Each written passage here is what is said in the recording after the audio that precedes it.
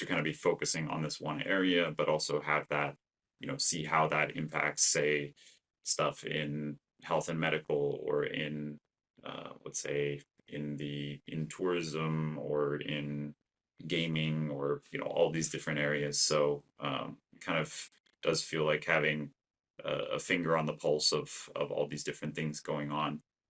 Financial independence. Freedom. Financial picture. Independent financially. Financial future. Financial freedom and wealth. Financial independence. Get your fill. Financial independence and long life.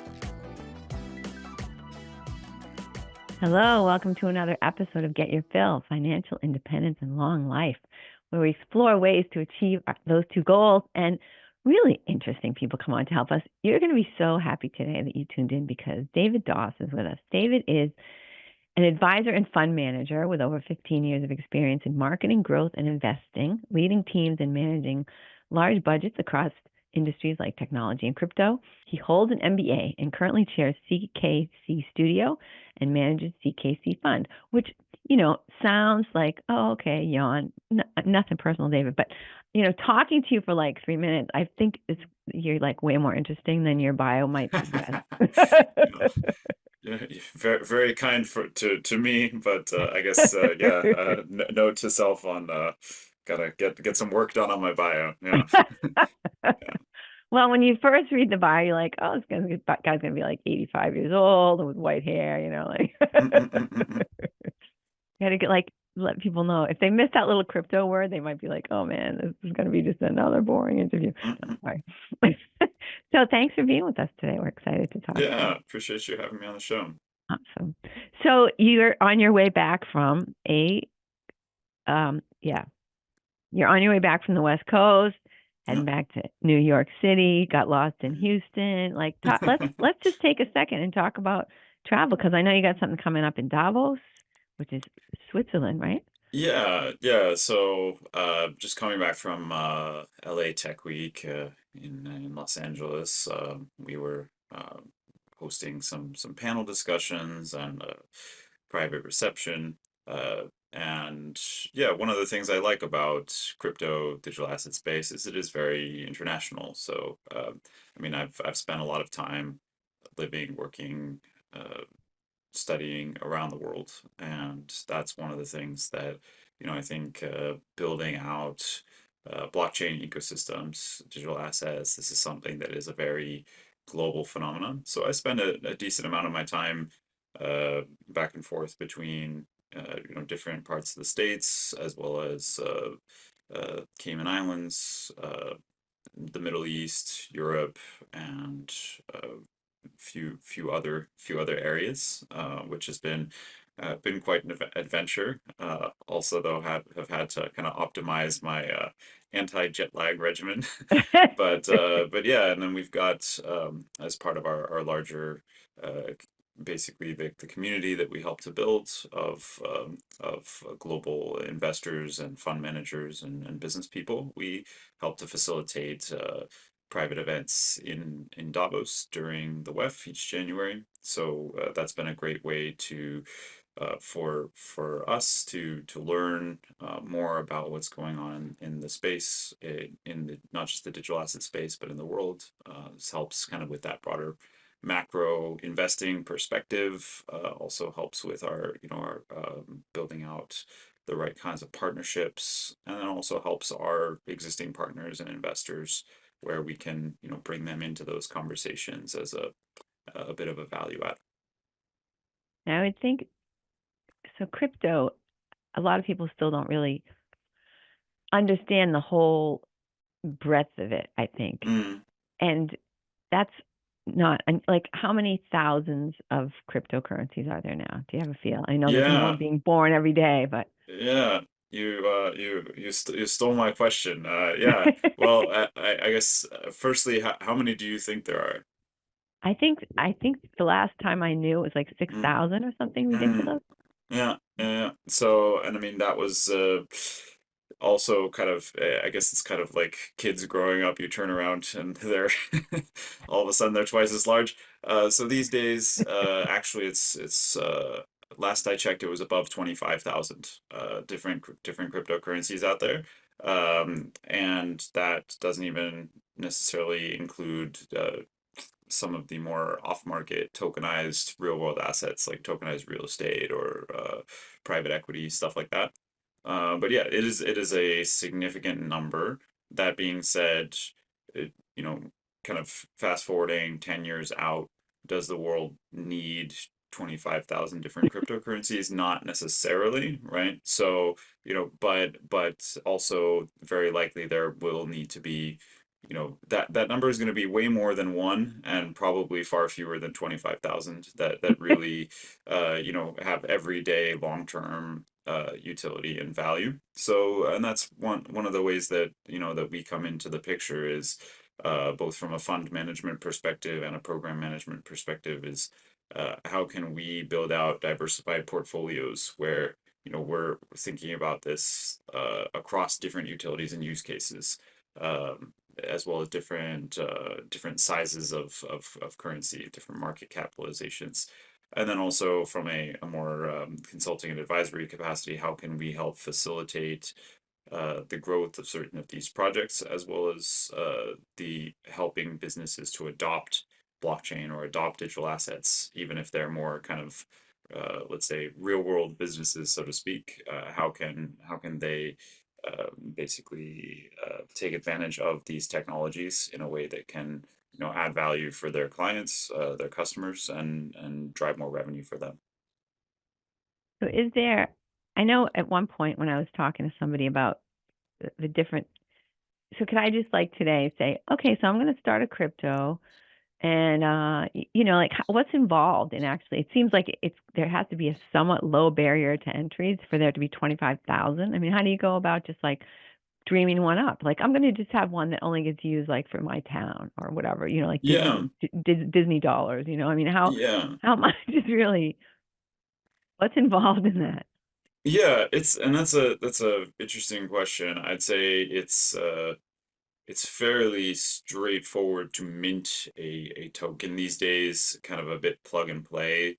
But to actually make sure that there's long-standing value, kind of long-lasting value for the holders of that token is a much broader question. So that the nuts and bolts of it, at least for let's say a ERC20 token or some of these more kind of let's say out of the box, ready to go solutions is quite straightforward. But that brings out a larger topic. It's an interesting question you ask because one thing is we prefer to use my team and I and a lot of other folks in the space prefer to use the word or the term digital assets rather than cryptocurrency. The Yeah. point being that not all of these are or are meant to be or should be used as currencies per se. Some of them, granted, yes, but others are really more optimized towards being stores of value, or really, holding on to them for long-term appreciation. Some of them are better for even the ones that are currency. Some of them are better for, say, sending large amounts of money very, very securely. Others are better for sending, say, microtransactions very quickly and easily around the world.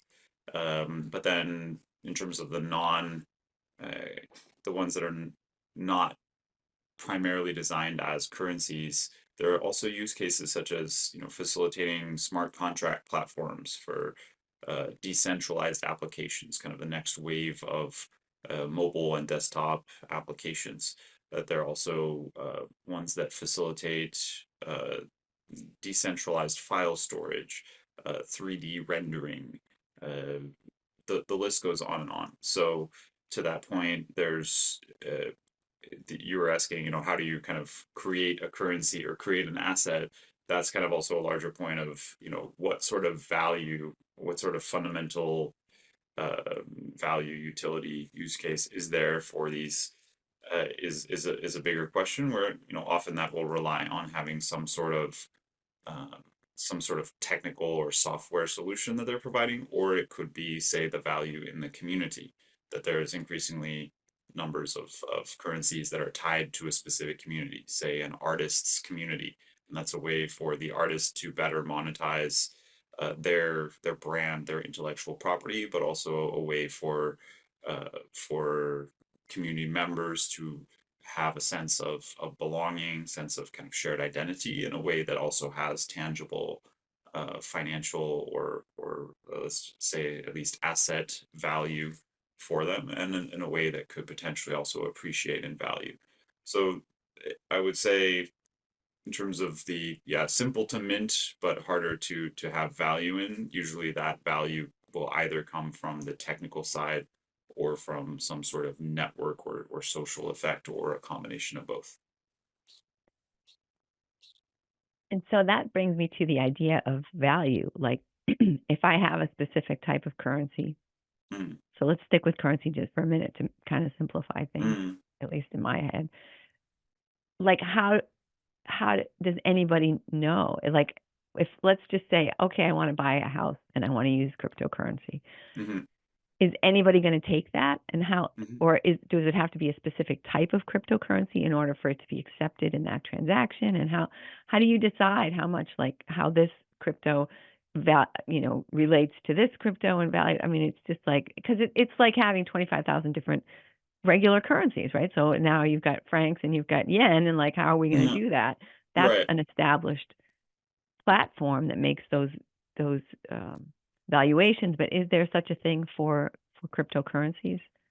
Yeah, so that's an interesting question. I think there's firstly we tend to think about this in layers in a sense. So firstly there's kind of what is the real world currency or kind of fiat currency is what we'll often call it in the space, government currency value to these specific assets. And so on ramping and off ramping from say dollars to Bitcoin or dollars to Ethereum and back again. That's sort of step one. The other is though that so not every one of these currencies has a instant on ramping. Yeah, generally, if you're in that, especially that kind of longer tail of, let's say, the bottom 20,000, if not more, tends to be you need to first trade. You have to go from dollars to say Bitcoin or Ethereum or something like that, and then go in from do a crypto to crypto type of a transaction. So to that point, I mean, there are definitely people that are buying and selling houses or cars or stuff like this with crypto. Generally speaking, that tends to be either the, let's say, big, the top 10 or so cryptocurrencies, or else tends to be these things called stable coins, which are pegged to the value of something like the US dollar or the euro or something of that nature, where they can be very quickly, we could instantly transact in stable coins, even if, I'm in, I don't know, South Africa and you're in Hong Kong, we could do that in, a matter of seconds or minutes at most, which is much more favorable in a lot of use cases than say doing a wire transfer.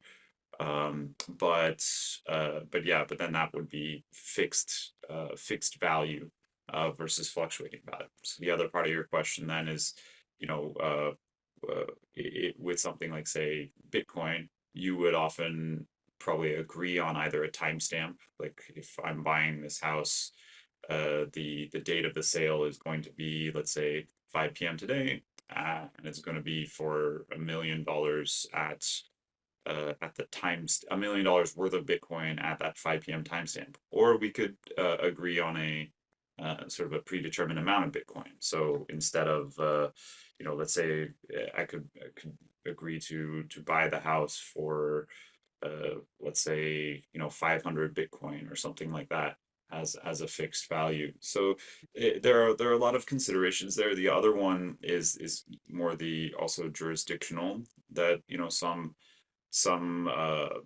both from a government perspective and from a business perspective, some places are more or less well set up to really handle that. So, for example, there's a lot of crypto transactions happening in real estate in the Cayman Islands, and that's something where it's even kind of an officially recognized as a way to buy and sell property.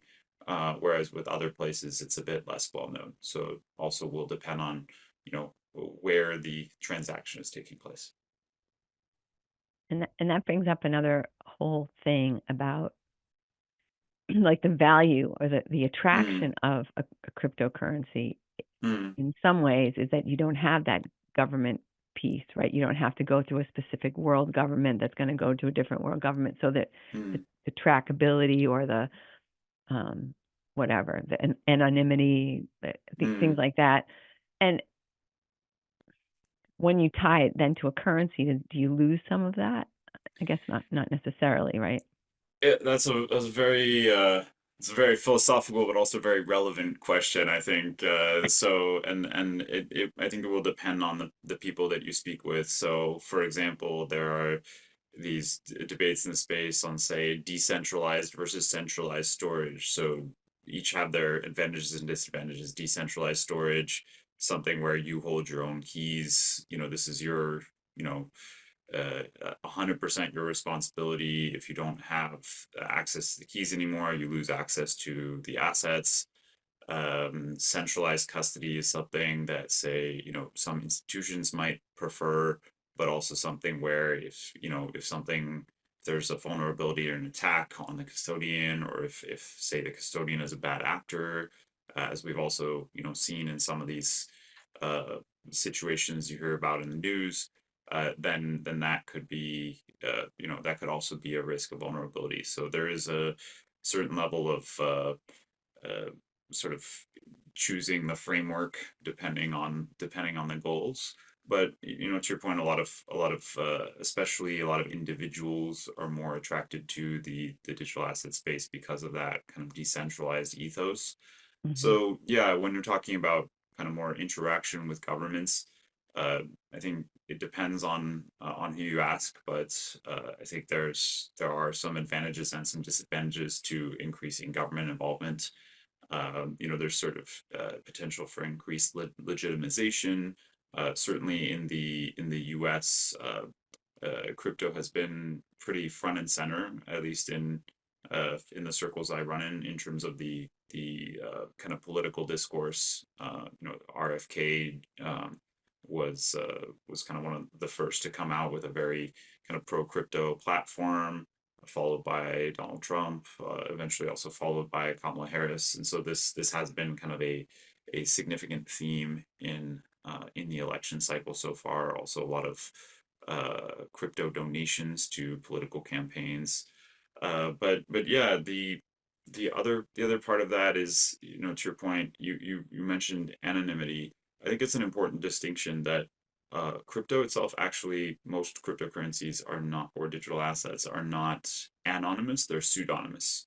So these are on a public ledger that is basically where you can trace and track various activity. So, common misconception is that, this is a way to avoid being traced or tracked. Actually, it's a public ledger, which makes it remarkably simple to trace and track the flow of money. And many governments have at least one, if not multiple, systems for tracing and tracking the flow of crypto. So I think when I've spoken with government officials, investigators, stuff like this, they'll actually say they would prefer that a bad actor choose to use crypto than use, say, real estate or cash or something like that, or gold artwork, to say, do something fishy, because it's all right there. Yeah. Actually, so that is something that I guess the government regimes, the tax regimes, etc. They do very much, at least many of them do very much know what is going on, and that's only going to increase as time goes on. So uh, definitely crypto has huge potential, but also uh, I shouldn't have to be saying this, but I'll say it nonetheless. It's that there is a very real need to stay above board in the crypto world, which is a lot of folks think that's not necessary, but it is. So one more crypto question, and then we'll talk about you. Do you? It seems inevitable, or does it, that at some point governments are going to issue their own, country-specific cryptocurrency? Yeah. Yeah, so this is definitely kind of one of those big topics. I think the kind of, let's say, uh, the the more, let's say, crypto diehards tend to be, I think, very skeptical of central bank digital currencies, and I think there are, some reasons to be concerned. There's basically a lot more ability to basically control and sort of punish certain activities, which I think the fears can be that, say, you have a sort of a potential for a dystopian situation where if you don't let's say have your mailbox painted a certain color or whatnot, then your funds are frozen and stuff like this. So there are some risks there. That being said, I think there are also some advantages to consider around central bank digital currencies, including, uh, for one thing, also more sort of potential for more acceptance of blockchain and digital asset uh, technology in a way that could also lead to more sort of on ramping into sort of non CBDC cryptocurrencies. So there are, I think that this will, like any innovation, this could help certain blockchain and crypto projects and initiatives to really take off. It could potentially harm others, but net, I do see, if done in an appropriate manner, I do think that the adoption of CBDCs could really help grow awareness of and appreciation for the space. And I do think it's something that it is very much in the pipeline in many different countries. We're going to probably look back in 5 years or less and have a whole lot more to say on kind of what's gone well and what's gone badly in that experiment. Excellent. So when a client approaches you, especially a client of a certain age, right? Somebody who didn't grow up thinking about crypto, who didn't understand maybe all the nuances of digital assets, it seems like there would be a lot of education that you would have to do in order to bring that person to a comfort level and help them choose the right way of investing. Yeah, that is very true. So we're very active on the conference circuits, podcasts, also just on social media. We put out market commentary on a regular basis. Yeah, we're very much about education. I do agree that is an important component. The other part is also that to some extent demystifying some of this. So, the overall point being that this is a new asset class, but it is a it is still an asset, right? So, cryptocurrencies, stocks, real estate, they may be apples and oranges and bananas.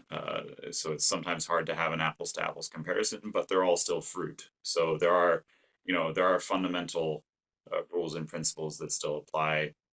You can talk about utility, fundamental value, uh, technical analysis, price action, these sorts of things. So, in that regard, one thing that we look to do is kind of help ground these conversations in frameworks that people already kind of understand and appreciate. So, one point to that would be, if you're thinking about stocks, most people won't just buy the number one stock by market capitalization and call it a day. They'll build out a portfolio of high cap, mid cap, low cap of let's say Sectors, all that. financial versus healthcare versus Right. industrials, exactly. Right. So that's also what we look to do with with assets that we manage and with clients that we're helping. So, what are some digital assets that you feel are a little bit more? Because I'm sure people are a little bit afraid of some of the fluctuations that you see, like with Mm, Bitcoin. Like, oh, it's 300,000. Oh, it's 30,000. mm, I mean, it's not. It's been there have been some dramatic swings that I think would make a sort of, especially an older investor, feel a little bit uneasy. But by mm. tempering that with some other sorts of digital assets, do you feel like that takes some of that risk away or allows the portfolio to be more predictable? Potentially. So, I mean, I think there's layers and layers to that conversation. Firstly, is that even the really volatile ones, we see them as having, or rather, especially the really volatile ones, we see them as having a small but mighty role in a portfolio. So, it's going to depend on demographics, goals, all this stuff. Overall, depending on kind of your risk reward profile, but overall, a lot of very respected analysts in the space, including sort of more crypto native analysis as well as more kind of mainstream analysis, such as say BlackRock or ARK Invest, these types of players have been advising to allocate anywhere from 0.5% to, in some cases, up to 20% into the digital asset space, and that's obviously a very broad range. But point there being that a minority allocation into this space is something that can firstly hedge against risk in in the overall portfolio, where uh, digital assets, cryptocurrencies, what have you, tend to have different behavior patterns than stocks or bonds or real estate. And so that can be something where sometimes when those are down, crypto is up. This is something that's balancing out risks in other asset classes. Um, the other part being that, let's call it, say, for easy math, if this were a 5% allocation, yes, to your point, if this is going down 20, 30, 40%, that can be scary. But if it's at a small percentage of the portfolio, the upside is was much higher than the downside, where Bitcoin is up thousands and thousands of percent, zooming out over a multi-year time horizon.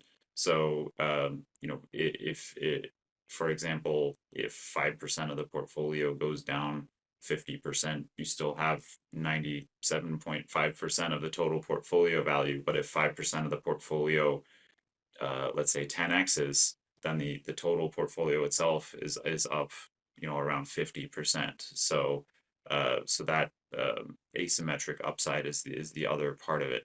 I guess the flip side to that is, you're talking about other types of assets. Certainly, also that's something where we see we see people and institutions interested in, let's say, tokenized real estate or tokenized private equity, private credit.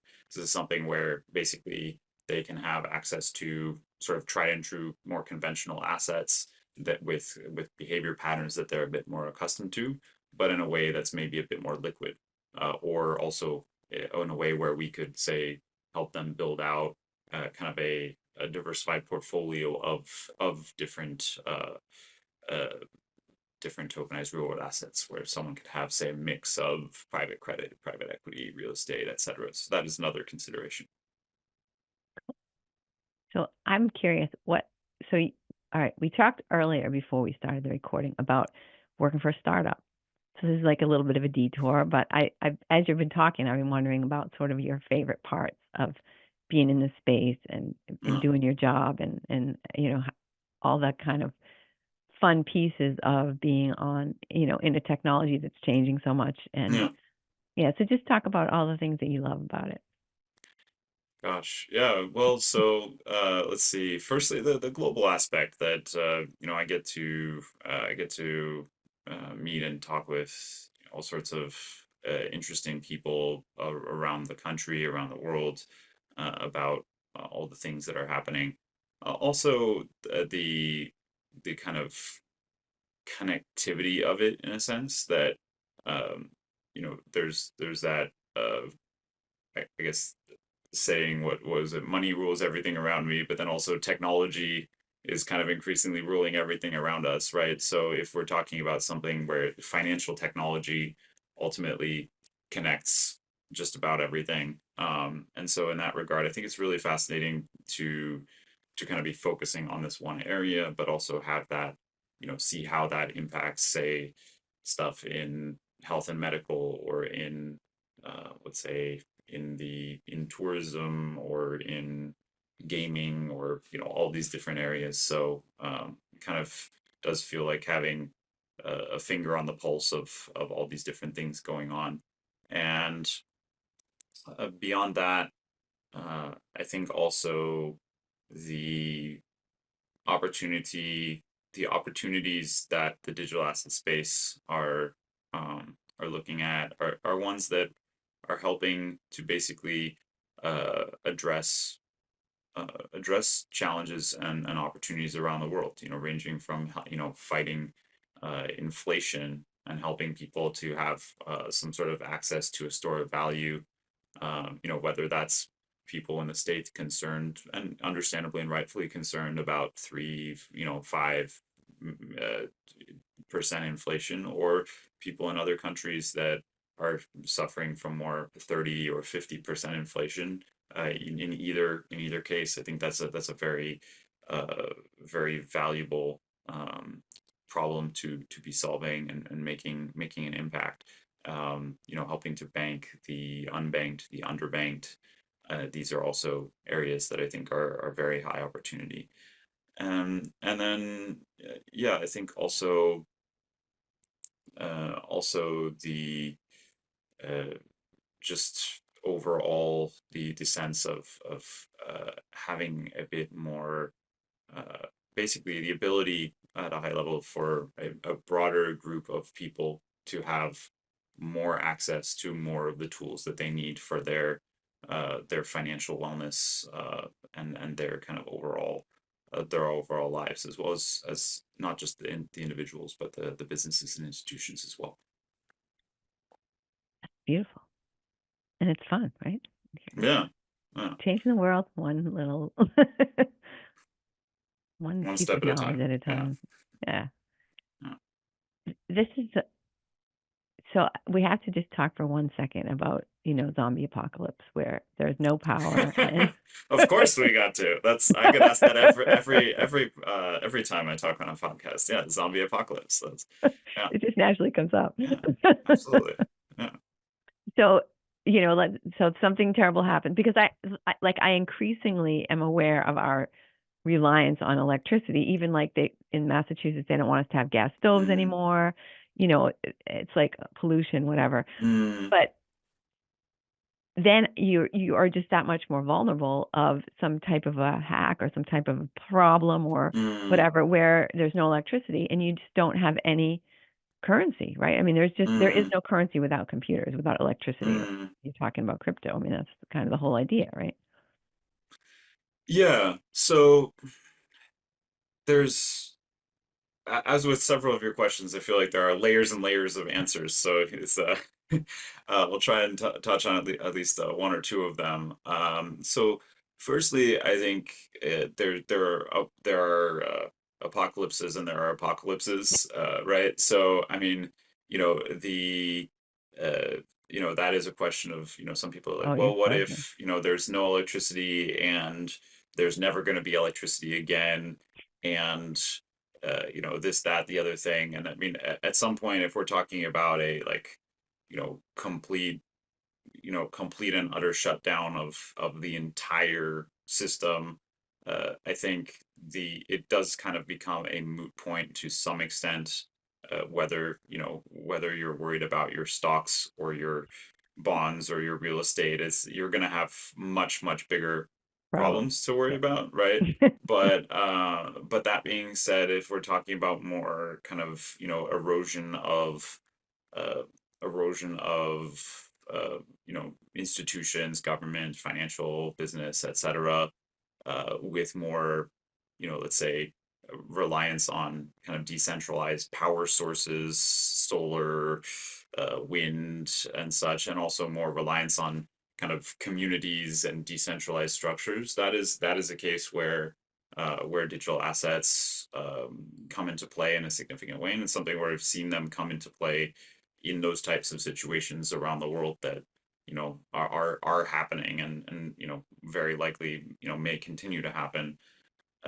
Also, to a broader extent, there's also that question of centralization versus decentralization of if someone were, say, God forbid, to destroy, let's say, all of a certain company's data servers. A lot of the, let's say there are a handful of servers from a handful of tech companies, and then somewhat similar idea on government institutions that could really create a lot of damage. Whereas to destroy, let's say, a lot of cryptocurrency networks, you'd have to basically destroy each and every device running a node around the entire world, which, could that happen? Yes, it's a lot harder for something like that to happen. And if it were to, again, we would all be having much bigger, much more pressing problems to discuss. Yeah, interesting. Yeah, it's like, so cryptocurrency is a cure for the zombie apocalypse. Not a cure, but a potential, Yeah, something you might want to do to mitigate your risk in the event yeah. of a zombie apocalypse Yeah. or an attack on the government or Or at something least like that, right? yeah, at least I tend to kind of mitigate my language, but I would say it's a treatment for many types of zombie apocalypses, but not necessarily a cure for all of them. Yeah, so Yeah, it's an interesting idea, right? You're not relying upon that. You could, like, let's say, you take out the cloud, right? All of a sudden, I mean, for me, I probably just don't have any pictures left, but, other people, other businesses, that's their whole that's everything. it. Yeah, If everybody is as exactly. lazy about backing up their data as I am, I mean, we're basically screwed, right? So, Yeah. yeah. Okay. So I'm sorry that I brought you. I mean, I'm not sorry, but I hope you're not sorry either that I brought you in all these like weird, crazy Oh, this is places. great. Yeah, I just never really I get to say that I talked about the zombie apocalypse today on a podcast. So it's yeah. So, what is the question? So I'm sure I haven't even looked, but I'm sure we're like way over time. So, what is the question that you wish I would have asked you that we just haven't touched on? What do you want to make sure people know and understand about you, your company, and even like how they can reach you if they want to consider, putting at least some piece of their portfolio into this beautiful new zombie apocalypse, not cure, but mitigation potentially. Mm. Yeah. Yeah. So, well, let's see. I mean, this ties into a couple of topics we're talking about, but in terms of as an emerging fund manager, kind of the smaller players, this is something where I see this as really something I'm very excited. It's part of why I'm excited about doing what I'm doing because also, talking about decentralization and centralization, really it's what the big five sort of investment groups, asset managers, really are managing something like uh, 80 or 90% of the assets out there. And uh, so to that point, I think that uh, basically, small businesses, startups, helping, say, small to medium investors, businesses, etc. This is that basically that catalyst for creating more opportunity for and with each other. I think that's something that's really high potential. So to that point, also, I think that emerging fund managers and emerging asset classes have really shown over the years strong potential to help people and businesses to grow and preserve wealth. The emerging managers tend to be, very hungry to make stuff happen in a way that the folks that have been around for 50 or 100 years, maybe don't have that quite same vested interest to really kind of launch things into the stratosphere. And I also think that emerging asset classes also have that huge potential. They have also, though, a lot of risks, and this is not something unique to crypto.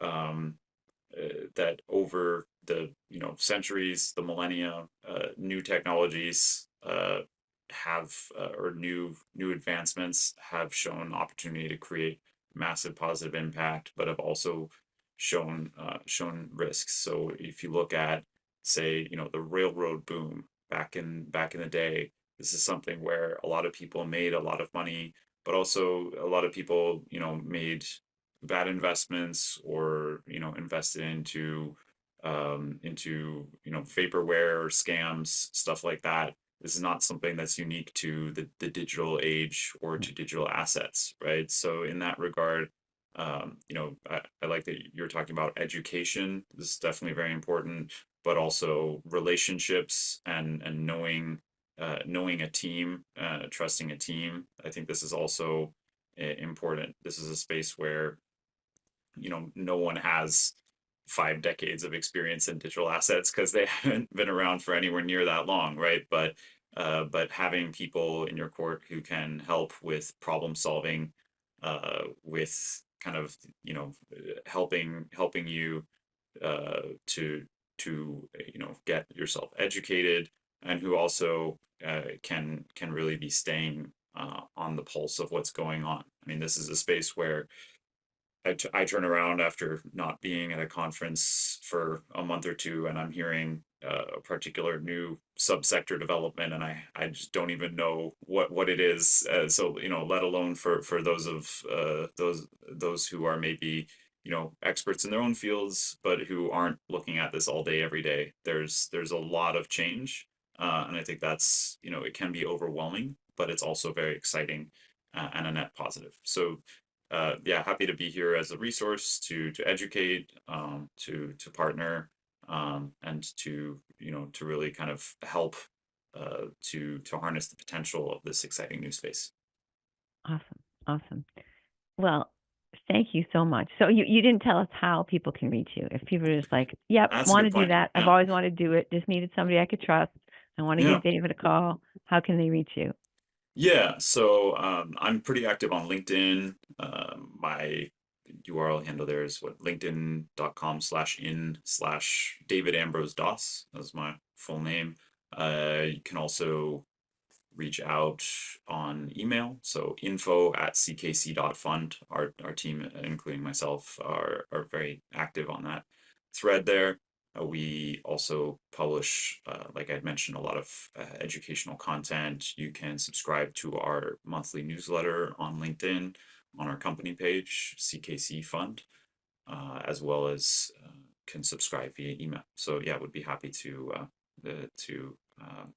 talk with anyone. And yeah, you can find also additional contact info on our website, which is www.ckc.fund. Excellent. Thanks. And we'll put all of that into the show notes so you don't have to remember it in case you didn't. Right. David, thank you so much for being with us. I had a great time talking with you. Yeah, this was wonderful, Christine. Yeah, thanks for talking me through the zombie apocalypse and much more. Thanks for going with it. Absolutely. And thank you, listener, for listening. I bet if you think right now, I'm sure you know like 5 to 10 people who have been talking about crypto, interested in digital assets, who just want to learn more, who want to have the conversation. So forward this episode to them.